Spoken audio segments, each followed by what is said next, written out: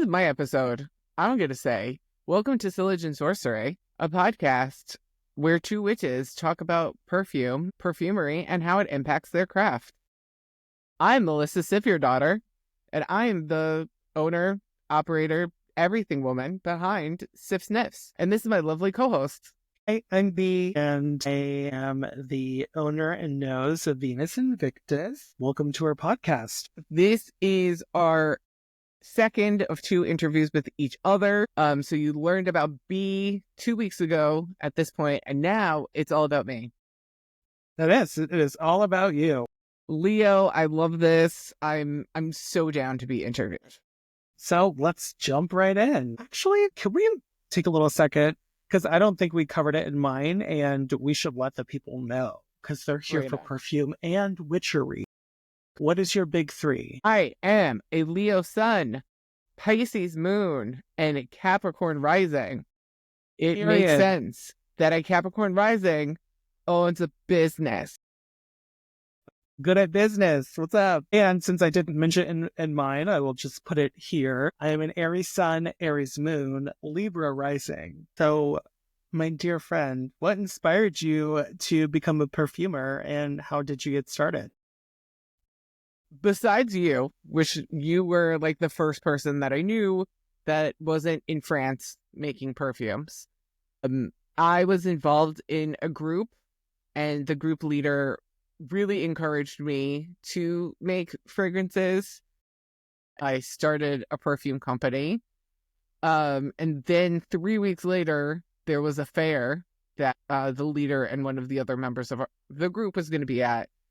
And they were like, hey, launch a collection at this fair.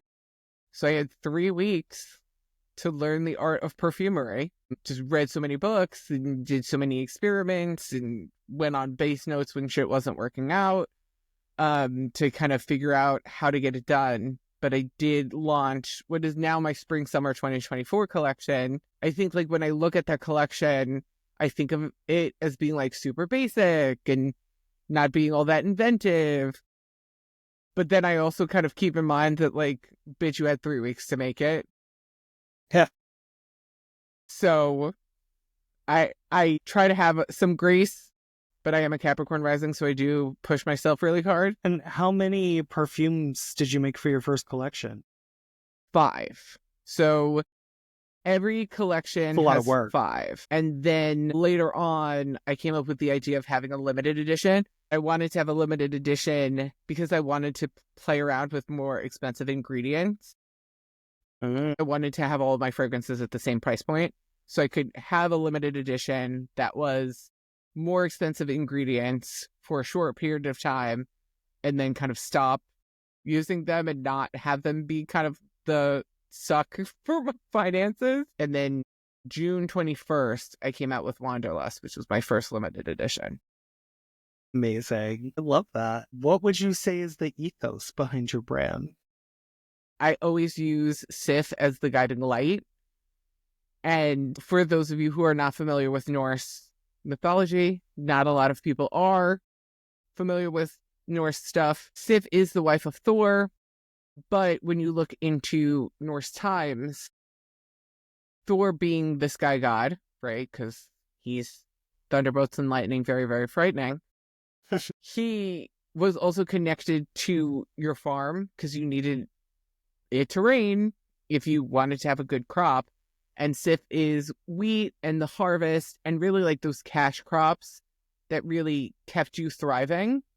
And people who were farmers, like your average Joe, were more likely to worship Thor and Sif rather than say like Odin, which was more for your lords, your kings. Everybody in like the hierarchy were more connected to say Odin. I keep that in mind because Sif is a goddess of the common people, and she rules over things that are just the stuff to like help you get by and have a little extra money in your pocket. So I always look at Sif Sniffs as being that little luxury that helps you feel good without breaking the bank. It can still make you feel good, but it doesn't have to bankrupt you. I appreciate that. I kind of model my stuff the same way. Like, perfume should be accessible to all walks of life, not just Absolutely. the super rich and exclusive. And I think too, for both of us, because I have almost all of your fragrances and even some stuff you haven't even released, we both kind of look at fragrance beyond the binary. Mm-hmm. And I think that that's important too. One of my things that I say at fairs is when I first developed Freya's Kiss, I thought it was like this super girly fragrance. And the first bottle I sold was to someone who identified as a male. And then I made Thor's Day similarly to be my hyper masculine one. And the first one that I ever sold went to a girl. So when people ask, like, oh, what gender is this specific fragrance for? And I'm like, if you like it, wear it. And I Yes. think that that's also another thing about accessibility when it comes to Mm-hmm. fragrance. Sure, I could have this idea that Thor's Day is specifically designed for men, but that doesn't mean that all men are going to be like, yeah, this makes me feel like a dude. Women can like it too. I was talking to Dakota about this, I think it was yesterday actually, of like, why are certain smells associated with certain genders? Like leather and grass is manly. And it's like, who says? Who says? Show me where that's written down. Or cedarwood. I think cedarwood too. Whenever I like read a Yeah. description for a traditionally masculine perfume, it's always like cedarwood. And I'm like, cedarwood is absolutely great in more feminine fragrances too. So, Well, as a business owner in the perfume industry, you know that the market is super oversaturated with perfume. How do you stand out in such a competitive market? I try to make my perfume collections predictable Mm. and at a lower price point. Like my collections always launch on the equinox, be it a spring equinox or the autumn equinox, so that people know, okay, it's coming. More than likely, I have a sale when it launches. So people can prepare, they can save up. I announce all of my stuff ahead of time. Mm. But that's a big thing for me is making sure that my stuff is predictable to some extent with like releases and launches, but also keeping things at a price point that people can afford. And so often, I think in the fragrance space, it's just constantly throwing shit at you and seeing what sticks. That's something I learned when I got super into makeup. There were brands like having a new collection every single fucking Thursday, and it was always selling out because they wanted to create this like scarcity thing. And I never wanted to perpetuate that. I always wanted to make things predictable, but also have enough of a mystery that you don't know what it's gonna be. Like nobody knows what Midnight Margaritas is gonna smell like, right? Like you might have a hint based on the name, but you don't know what it's gonna smell like until it actually gets released. So I do like keeping Right. some mystery, but I also want things to be a little bit more predictable. That was a little bit So of a cool. rant, but No, it's okay. I think that I do. I think that you're right there about that, though, because I think that consistency is something that I don't think that people would say that that's what they look for in a brand, more specifically like a perfume brand. But I think that consistency is something important in our industry for sure. I'm listening to the audiobook for Doppelganger by Naomi Klein, and she talks about how brands in general can be reliable. Like you know what you're getting when you interact with the brand, be it their marketing, be it their products. You know Nike is going to be a good workout shoe, right? Right. But I'm not going to go to Nike if I want heels, right? Right. Or a dress shoe. Yeah. When I think about Sif Sniffs, I think about like, we're going to be reliable, we're going to have consistency, and we're also going to be at a price point that you can afford without using super shitty ingredients. Beautiful. So excited for your new collection to drop. I can't wait to smell everything. Can you give us a little insight into like what your creative process is like when you're developing a new scent? So when I was younger, and maybe one day, because I've had multiple different careers at this point, and I'm not even 40, there is still time for me to be a writer. But there's a saying in creative writing that is, write drunk, edit sober. And when I work, especially through the creative process, I always sober in actuality, but I always kind of think kind of chaotically in the first part. Usually I'll come up with a name, and then I'll come up with, like, to use Salem Summer as like a good example, I'll be like, all right, I want a fruity truly to smell like the mid 2000s when fruity trulies were fucking everywhere. I want to make like my own fruity truly. Okay, so that's going to involve patchouli. That's going to involve fruits. What kind of fruits do I want? Well, I've been trying to play around with aldehydes, so what goes well with like a champagne kind of note? All right, let's do like peach and citrus and kind of like work with that. Cool. And then you get into that like experimentation phase where you're just kind of like adjusting levels. But that's another aspect of like, okay, now I have to edit sober, when before I was just kind of like having fun with it and being creative and being my ADHD gremlin. Kind of like a mad scientist. Very much. But that's also how I go about witchcraft. Is it's like, all right, I've got this candle, I've got this altar to this god. All right, like, let's fucking see if it works. And if it doesn't, I can always like edit it later. It's also the same how we record these fucking episodes, to be honest. A little bit of chaos, and then I edit it to sound intelligent. Sometimes you have to be chaotic, and maybe it's just fire sign energy. The chaos is where the creativity often comes from. Yeah. And you can always edit later. Yeah, that's very cool. I love how your brain works, because I think it is a fire sign thing, because I feel like I'm pretty similar in that way. It's either being a fire sign or being neurodivergent. And, okay, column A, column B. A little bit of both, here and there. Relatable. Do you have ingredients that you find yourself like going back to working with over and over? I love a good cinnamon. But you do have to be careful with it. But cinnamon in general, you can use such a little bit of it, and it makes such a fun punch. One of the fragrances that I use cinnamon in is called Ace of Wands, and that released in a spring-summer collection. So people often think of cinnamon as this apple cinnamon, and it's fall, and it's baked goods, but it's also like straight up fiery, and it can bring in a lot of spice in like a warm, more comforting kind of a way. So I really, really like cinnamon. And my cinnamon fragrances are always the ones that are top sellers, and people like having cinnamon fragrances that they can wear all year round. How much does chemistry play a role in your work? Yeah, like, do you consider yourself like a scientist or an artist or both? I was at a fair recently and someone called me a potions witch, and that's such a compliment. But I was like, oh, absolutely not. Like, the bitch is the divination witch, right? Like, because I'm into astrology and I've been reading tarot cards since I was 14. So I was kind of taken back by being a potions witch. And then I was like, I have fucking beakers in my house. Like, there's scale. You got a lab set up. Yeah, I have like a whole fucking lab set up.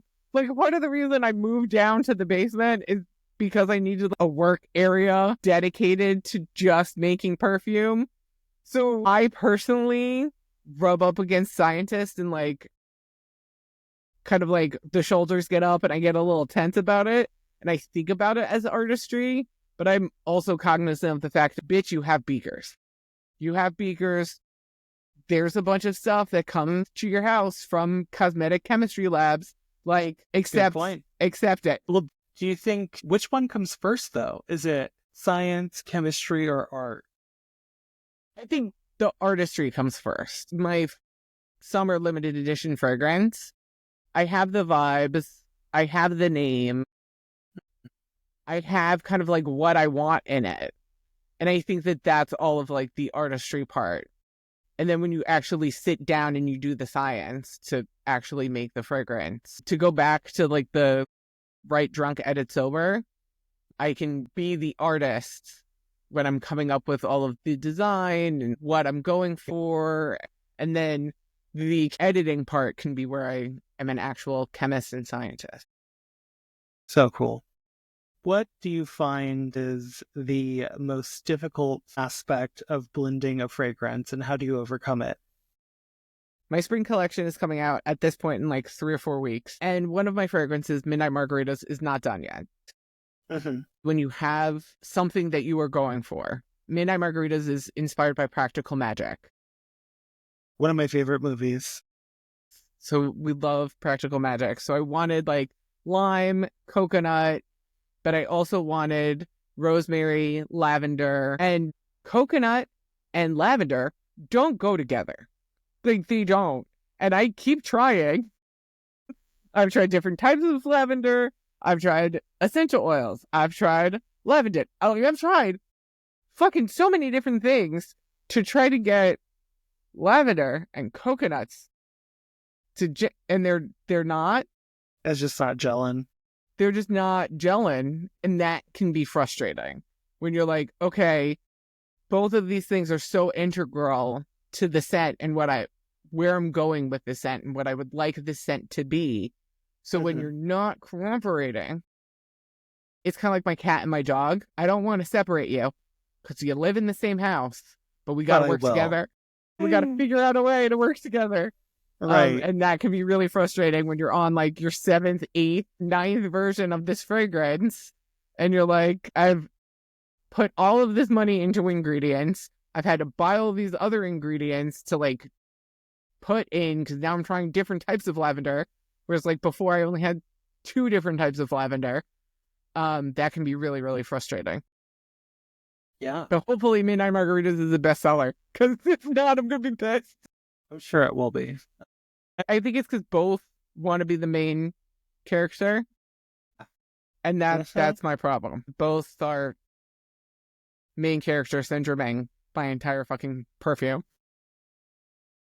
Do you have any perfume hot take? So to prepare, I went to an Ulta. Ooh, okay. Lay it on us. And I do feel like so many fragrances smell like one another.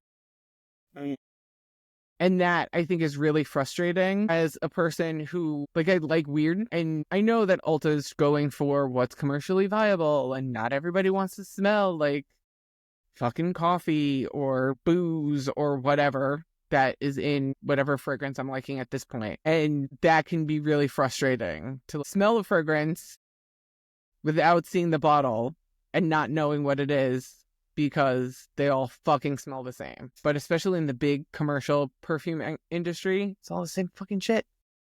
And that annoys me. It really is. Like, where is the creativity? Yeah. Well, thanks for the hot take. What is your take on the larger perfume industry? I think the larger perfume industry is making the same shit over and over and over again at increasingly higher and ridiculous price points. Yeah. And that to me is really frustrating. Like, I don't want to spend $200 for a bottle of fucking alcohol and Ambroxan. Yeah, that's real. That is so real. It's But, like, crazy out here. Come on. And like, sure, I know from like my own experience of doing R&D, the R&D part is expensive. And I'm sure if you were some big ass fucking brand, you're probably doing a bunch of like back end market research with groups and all of that Of course costs money. And that's going to go into your final product. But at the same time, no, you don't need to charge me $200, $300 for a bottle of Ambroxan and alcohol. And that's that on that. Period. I agree. What advice would you give someone who is just starting their perfume journey, making perfume? You had a really good piece of advice that I did not follow when I was starting out, which is limit your fucking ingredients at first. Moderate your expectations, play around with stuff, and limit what you use. Like, if you look at Bob Ross, Bob Ross did wonders for Phthalo Blue, right? And with Phthalo Blue, made green and made all of these different colors. Understand the 4 to 5 ingredients that maybe you invest in first and understand them inside and out and use that as your foundation to then go off of in the future. Absolutely, 100%. And like, I think that the cool thing is that like, as perfumers, we can create accords. So we can take these materials. Let's say if we are going for like chocolate mousse, we could take several different materials, whether it be essential oils, absolutes, tinctures, aroma chemicals, and combine them to create something new, which is a key accord of that thing. So absolutely, like, don't break the bank on starting out. Solid advice. Well, this is where the question starts to get a little bit more fun. If you could create a signature scent for a fictional character, who would it be and what would it smell like? Honestly, if we're doing like actual people, I would love to do a Louisa May Alcott fragrance.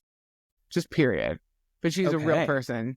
And like theoretically, I could do Jo March because we know Little Women is only slightly fiction and mostly autobiographical. So maybe a Jo March. Okay. But even then, I wouldn't want to. I would want to do like a straight up Louisa May Alcott. What would it smell like? I think first things first is I would look at native plants to Massachusetts because she's from Concord. And like, I would really try to go off of that and use that as my starting point. I would also try to look at the florals that were prominent at the time of the Civil War when she was writing.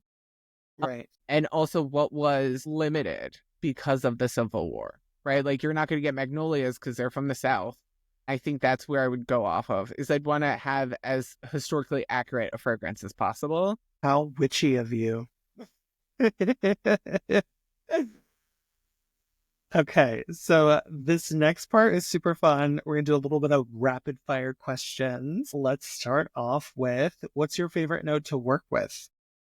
Not the one you find yourself going back to the most. What's your favorite note to work with? I'm a bitch for a berry. So I love currant, and I love every kind of currant I can get my fucking hands on. I love all berries, but specifically currant and all of the various different forms it comes in. Love that. And what's your least favorite? I've gone on this rant off recording multiple times with you, and it's vetiver. I already know what it is. Yeah. Fuck vetiver. I'm so mad at it. I'm trying so hard. If you were stranded on an island with one perfume, what would it be? Not your own. So when I was in college, I was broke, but I worked in the mall. And I would go to Sephora and I would douse myself in Cast a Spell by Lulu Guinness. And I always wanted a bottle, but I could never afford it. So because I couldn't afford it, I just went on my way to work, doused myself with the tester, left, which is why I support people doing it at fairs. Because I'm like, I got so much please perfume try it that on, way. walk around, enjoy. If you want to just douse yourself in any one of my testers and go about this Ren fair, fucking fine. I support it. This is what I get for doing it to Sephora for so many years. It got discontinued like early. Like I want to say by 2011 it was gone. Even though it's expired. I wore it on our wedding. Not our wedding, but me and my Hobbit's wedding. And I also brought it with me to Japan for our honeymoon. So that is a pretty impactful fragrance in my life. It's also a fruity truly for those of you who are very excited for Salem summer.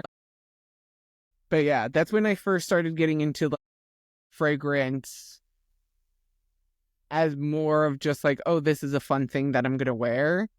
I started getting into the Grandica and looking up notes and seeing the backstory of fragrance, and it all kind of started with Cast a Spell by Lulu Guinness. Yes. What do you think is the most overrated fragrance trend? I wouldn't say it's an overrated fragrance trend, but I will say like making this super hot note really popular for like 6 months and then having like another note really popular for 6 months. Like I know like a few months ago it was milk. Everybody wanted some kind of a milk note in everything, right? Then I think either before that or after it was strawberry. Everybody had a fucking strawberry. And that I don't like is when everybody kind of like gets on the bandwagon of whatever's hot for this second. Yeah. I think that's also why I really like how I do things. I can't really do trends. If like I'm currently testing out and will be testing out for the next like 6 months, my fall winter collection, like I can't have something super trendy because it's been in development for so long. Yeah. Fun story about Salem Summer, but Salem Summer was made last July. Wow.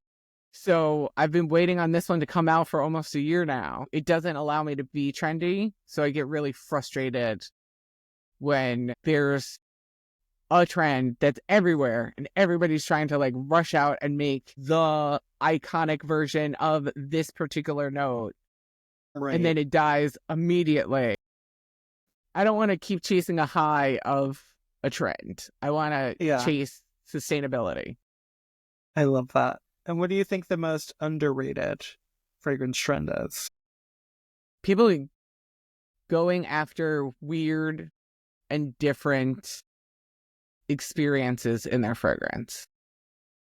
I think like when we talk about zoologists or even the bigger ones that we talk about, like Chanel No. 5, but a lot of these perfumers become iconic because they are the first ones to really make something different. And we're kind of losing that in the search for the almighty dollar.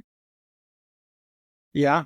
And I do think people need to kind of go back to making it art that is something you can wear for a few hours and feel good about yourself. Get weird. Use a butter note. Use a butter note. Get weird. Tell me, what is the first fragrance you ever fell in love with?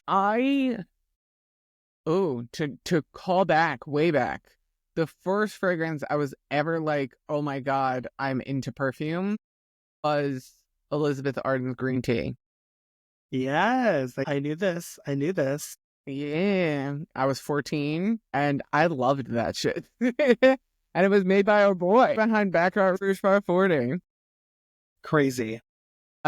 And what is one smell that you wish you could bottle that you haven't figured out how to yet? I love the Alatreo creosote candle so much. I've sent it to B.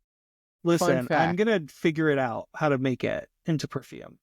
Yes, because creosote, this is like the most olfactory realistic scent of the desert after the rain. And I am a desert ass bitch. I go to Arizona every year for my birthday. I feel like being in the desert is the only place I could really relax, probably because I have such prominent Leo placements. I need to be in a place where I'm covered in sun. Sun everywhere. So I love the smell of the desert. I love the smell of creosote. And if I could get that creosote candle in a perfume, I'd wear that shit every day. So I smell like the desert. Yes. I'll try my hardest to figure it out. So now comes the plug party. Tell people what you got going on. Where can they find you next? I have fairs signed up from Connecticut to Long Island to New York City to upstate New York in like Westchester, Poughkeepsie, up there. Me and you are going to Philly Fair. I'm also going to a convention in Vermont. So I'm kind of all over New England because Have Car Will Travel. So I am going all over pretty much every weekend from now until November. I have at least one fair lined up. So check out sifsniffs.com, especially if you're somewhere in the Northeast. I am around. This episode is also launching the week that my spring summer collection for 2025 comes out. Woohoo! And that launches March 20th. I have 5 fragrances and my spring limited edition. The 5 fragrances are Sigyn's Heart, which is a floral, but it is a little bit deeper because Sigyn is Loki's wife. It's very Sigyn, who is also associated with compassion, but I did want to have this like aspect of Loki. So while you have the florals, you also have some other aspects that like kind of play off of that compassion, but also married to chaos aspect of Sigyn. Very cool. I have Midnight Margaritas, but it is inspired by practical magic. And also, I wanted, a bunch of people told me that they wanted a coconut that they could wear year-round. And that's kind of where I got the idea for Midnight Margaritas from, a more year-round coconut fragrance. My tarot card is The Lovers, which is inspired by The Morning After. So we've got a little bit of cashmere, a little bit of like clean linen, but then we have so many different kinds of musk. A lot of people at fairs were asking me for a really musk fragrance. So I've got a bunch of different musks that I put into The Lovers because I wanted it to be the morning after. There's coffee being made in the kitchen. We had our time all night long. Hopefully. I mean, depends on who you're with. But also, when I looked into musk as an ingredient, it literally comes from nuts. By nuts, I mean testicles. So I think like that also plays into The Lovers, is also having it this like heavily musky fragrance. My favorite is Salem Summer. So I told this to someone on Instagram, but at the end of July, I was thinking about giving up Sif Sniffs just as a company. I wasn't sure if this was a thing or whether or not I wanted to go back to being a therapist. And I'd already at that point made Salem Summer, just like for shits and giggles, to like try to make my own Fruity Truly. And the main reason I stayed in business was because I knew that Salem Summer needed to be out there in the world. So I'm really, really happy that I finally get to launch it since making it in July. Yeah. I am obsessed with it. And then my final one for that collection is Green Elf, which has honeysuckle, water lily, strawberry, but it also has this really cool base on it that is very green. So if you're looking for something that has that like aspect to like what we were loved in the 90s, Green Elf is absolutely that bitch. Because it has like the fruits, but it also has that like base to it. That's really indicative of a lot of the scents that were going on in the 90s. That's true. There was a lot of green perfume happening. Yeah, everybody was loving Gap Grass. And that was a huge factor into like my making of Green Elf. So I have like the 90s in Green Elf, and then I have the 2000s in Salem Summer. So I really like that as like the dichotomy in the collection. That's so exciting. Check it out on www.sifsniffs.com. Check it out. Find us at markets. And I'm at a ton of markets. If B ever launches a collection, I will record that episode. Then we could talk about it. But we are kind of launching this right before I launch my big collection. Well, thank you for listening, and we'll see you on the next one. Time for me to go walk my dog. Bye. Bye.